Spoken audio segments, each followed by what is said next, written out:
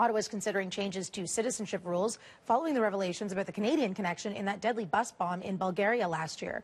The changes would apply to dual citizens. Already, the opposition's concerned that their rights could be violated. The CBC's Hannah Thibodeau has been watching this in Ottawa. She joins us now.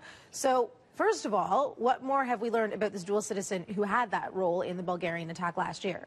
Immigration Minister Jason Kenney gave an update on that Canadian alleged to be involved in that bombing in Bulgaria in 2012, so last July, where 6 people were killed. Now, Kenney says that this person came to Canada at the age of 8. A few years later, he obtained his Canadian citizenship, so he had a dual citizenship, and then at the age of 12, left Canada to return to Lebanon. So again, this person had a dual citizenship. After that, never permanently lived in Canada, he said that, but he did visit a couple of times. Now, Kenney also says that the government should consider expanding a private member's bill that is currently before the House of Commons to stop a citizen with dual citizenship, so they could revoke that Canadian citizenship if they have dual citizenship from those who commit an act of terrorism. And I'll just give you a little background on this private members bill that is currently before the House of Commons.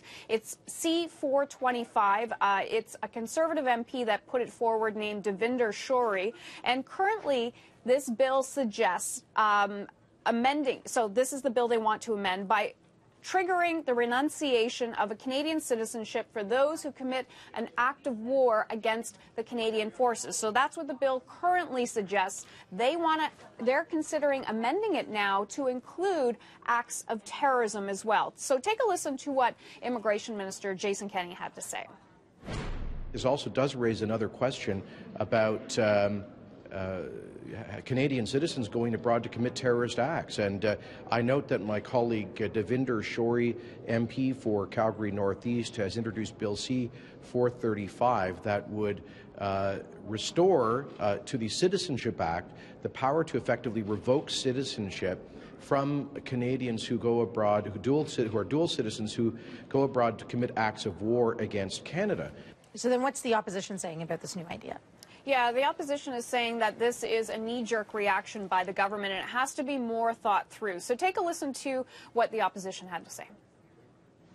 Let's not do policy making on the fly and say because something terrible happened yesterday, I've got an instant answer in a scrum today. Sometimes it takes a little time to reflect on what it is that actually is going to work and going to actually be constitutional. This has been the practice of this government when we've seen legislation come forward.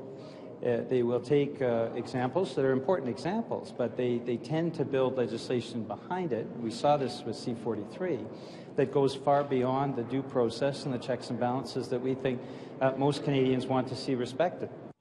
Now, that private members bill that we're talking about there is currently before the House of Commons. It had its first hour of debate on January 29th. I contacted Devinder Shori's office to see if they are considering adding acts of terrorism in that bill. They said they would get back to me a little bit later.